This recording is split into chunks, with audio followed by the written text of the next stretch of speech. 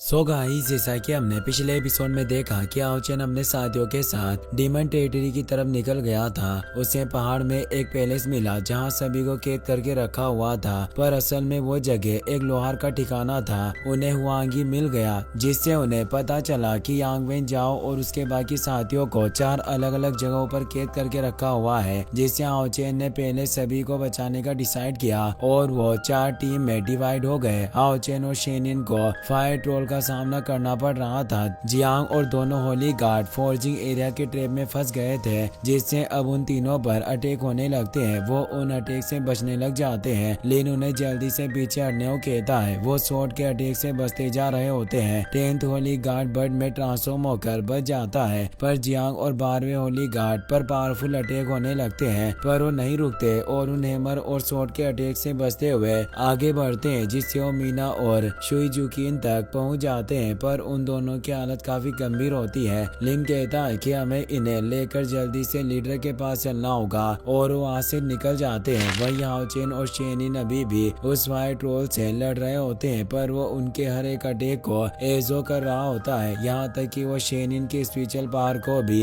Azo करने लगता है और उसे दूर कर देता है। ट्रोल हंसते हुए कहता है कि तुम जितना ज्यादा पावरफुल होगे उतना ही अच्छा है, मैं उतनी ही एनर्जी को एजो कर पाऊंगा और तुम्हारे हमलों को तुम पर ही वापस छोड़ दूंगा। और वो उनकी एजो की हुई पावर से उन पर अटैक करता है। हाओचेन शील्ड से प्रोटेक्शन को एक्टिवेट करता है, पर वो ट्रोल का अटैक काफी पावरफुल होता है, जिससे शील्ड टूट जाती है और हाओचेन दूर जाकर गिर जाता है। शेनिन उसे संभालती है। हाओचेन कहता है कि तुम फिक्र मत करो, मैं ठीक हूँ। फायर ट्रोल कहता है कि अच्छा है कि तुम मरे नहीं, पर अब तुम ज्यादा देर तक मेरे हमलों को झेल नहीं पाओगे। ये मेरे डीमन लॉर्ड की जगह है और तुम इंसानों ने इस जगह पर आकर बहुत बड़ी गलती की। मैं इस जगह पर मौजूद सभी चीजों को एब्जॉर्ब कर सकता हूँ और अब मैं तुम दोनों को भी एब्जॉर्ब कर लूंगा। और वो उन्हें भी निगलने की कोशिश करने लगता है। हाओचेन स्वॉर्ड से खुद को रोकने लग जाता है और वो शेनिन से कहता है कि ये हमारी स्पिरिचुअल एनर्जी को चूस रहा है। वो काफी मुश्किल से खुद को रोकने की कोशिश करते हैं। फायर ट्रोल कहता है कि व्यर्थ में विरोध करना बंद करो, चाहे तुम्हारे पास कितनी भी स्पिरिचुअल पावर क्यों ना हो, पर मैं उसे एब्जॉर्ब कर लूंगा क्योंकि मैं 9वें लेवल पर हूँ। जिन जुआंग ये सब देख रहा होता है। वो कहता है कि नंबर 1 असेसिन और ब्रदर इन लोग की स्पिरिचुअल पावर काफी ज्यादा है, पर फिर भी ये सारी एनर्जी एजो कर रहा है। मैं ऐसा होता हुआ नहीं देख सकता। और वो एक क्रिस्टल को निकालकर तेजी से उस ट्रोल की तरफ बढ़ता है। हाओचेन परेशान होता है और उसे कहता है कि तुम आखिर क्या करना चाहते हो। जिन जुआंग कहता है कि तुम चिंता मत करो, मुझे कुछ नहीं होगा, मेरी स्पिरिचुअल पावर पहले से ही समाप्त हो चुकी है, ये मेरा कुछ नहीं बिगाड़ पाएगा।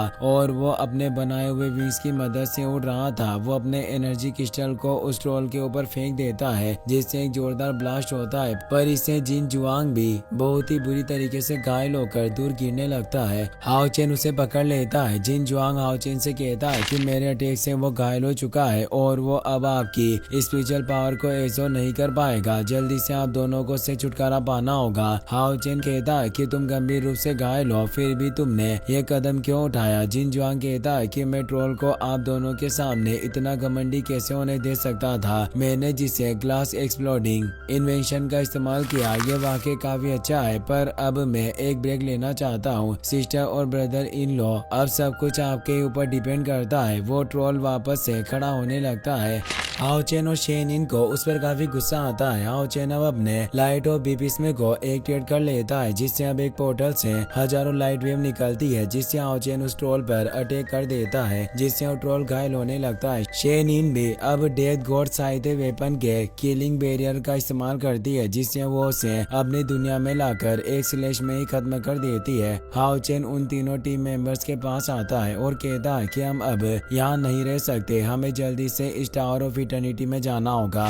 अब हमें 25 डीमन गॉड की टेरिटरी लैंड ऑफ फ्रॉस्ट को दिखाया जाता है, जहाँ डुआनी के टीम के 2 मेंबर फेंगजू और मूनिंग कैद होते हैं। उस जगह पर काफी ज्यादा ठंड होती है, जिससे उन दोनों की बॉडी जम रही होती है। फेंगजू कहता है कि क्या हम दोनों वास्तव में इस जगह पर मरने वाले हैं। मूनिंग कहता है कि अगर कैप्टन डुआनी री-इन्फोर्समेंट लेकर आ पाए तो हम निश्चित रूप से बच जाएंगे। फेंगजू कहता है कि डीमन उन्हें आसानी से जाने नहीं देंगे, जरूर उन्होंने काफी सारे डीमंस को उनके पीछे भेजा होगा। वो अकेले हैं, जिससे मुझे नहीं लगता कि वो रीइंफोर्समेंट लेकर आ पाएंगे। मूनिंग कहता है कि तुम काफी ज्यादा सोच रहे हो, हम निश्चित निश्चित रूप से ठीक हो जाएंगे और वो हमें बचाने आएंगे। फेंग जू की हालत काफी खराब हो रही थी, उसकी पूरी बॉडी बर्फ से जमने लगती है। वो कहता है कि मैं अब और देर तक खुद को रोक नहीं पाऊंगा, अब मुझे गहरी नींद आ रही है और वो बेहोश हो जाता है। मुनिंग परेशान हुआ कहता है कि तुम इतनी जल्दी हार नहीं मान सकते, लीडर निश्चित रूप से हमें बचाने आएंगे। उसके बेहोश होने से डीमन ट्रैप एनर्जी उसे मारने लगती है और उसकी बॉडी नष्ट होने लग जाती है। मुनिंग परेशान होता है, तभी वो देखता है कि कोई उसकी तरफ आ रहा है। जो हान यू,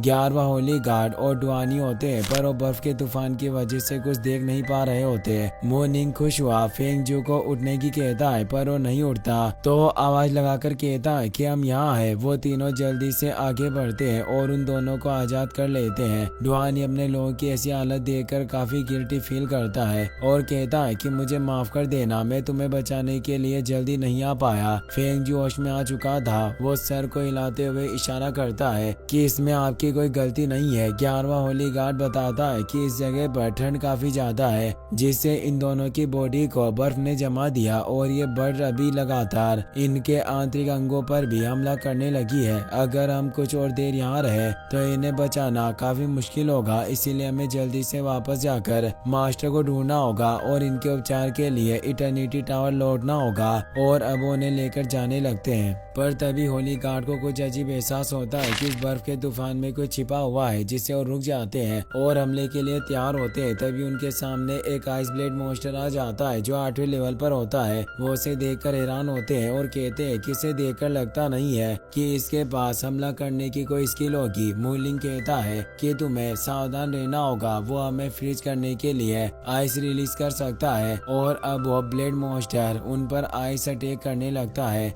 वहीं अब हमें इस पैलेस के प्लानिंग एंड फीलिंग एरिया को दिखाया जाता है, जहां अब वांग, चेनिंग और नोवा होली गार्ड पहुंच गए होते हैं, पर वहां बिस्ट लगातार उन पर अटैक कर रहे होते हैं। वांग उन्हें अपनी शील्ड की मदद से मार रही होती है, पर उन बिस्ट की संख्या लगातार बढ़ती जा रही थी। 9 होली गार्ड भी अपनी चार्ज पावर से उन्हें मारने लगता है। वांग परेशान हुई कहती है कि ये मॉन्स्टर खत्म ही नहीं हो रहे, आखिर हम कब तक इन्हें मारते रहेंगे। चेनिंग कहती है कि आप दोनों इन मॉन्स्टर की चिंता ना करें, इन्हें मेरे ऊपर छोड़ दें। और अब वो ऊपर जाकर अपने बिस्ट गॉडेस की पावर का इस्तेमाल करती है, जो war frost space evolution trick होती है, जिससे एक एनर्जी चारों तरफ फैलती है और वो सभी मॉन्स्टर अब नॉर्मल हो जाते हैं और वो चेनिंग के कंट्रोल में आ चुके होते हैं, जिससे वहां से निकल जाते हैं।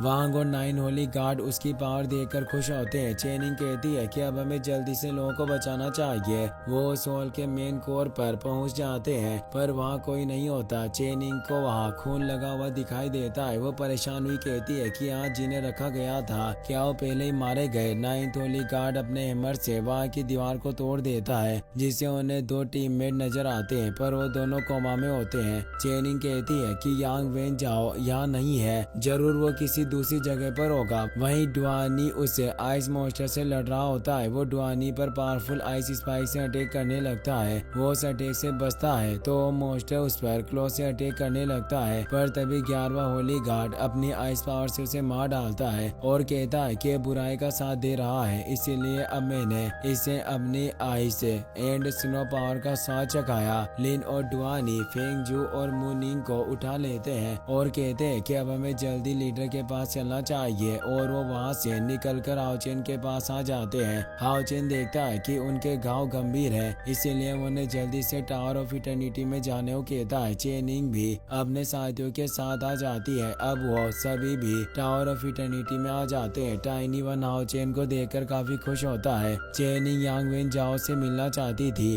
पर उन सभी लोगों में यांग वेन जाओ नहीं होता, जिससे वो परेशान हो जाती है। एक लड़की काफी डरी हुई होती है, उसे डीमन कोड के विजन आ रहे थे। हान्यू उनकी पावर को रिकवर कर रहा होता है। चेनिंग भी उसे हौसला देती है कि तुम ठीक हो, और वो उससे पूछती है कि तुम्हारा लीडर यांग वेन जाओ कहाँ है। तो बताते हैं कि वो खतरे में है और यांग वेन जाओ को काफी समय पहले ही हम सभी से अलग कर दिया गया था, क्योंकि वो डीमन गॉड चाहता है कि यांग वेन जाओ स्नेक डीमन पिलर की स्पीड यानी आत्मा बने। सभी से चौंक जाते हैं तो टीममेट बताता है कि उस डीमन गॉड पिलर को रिबिल्ड करने के लिए एक फीड की जरूरत थी। यही वजह थी कि डीमन ने हमें कैद किया और मारा नहीं। उन्होंने हम सभी का टेस्ट लिया ताकि वो हम में से सबसे अच्छे को तलाश सके।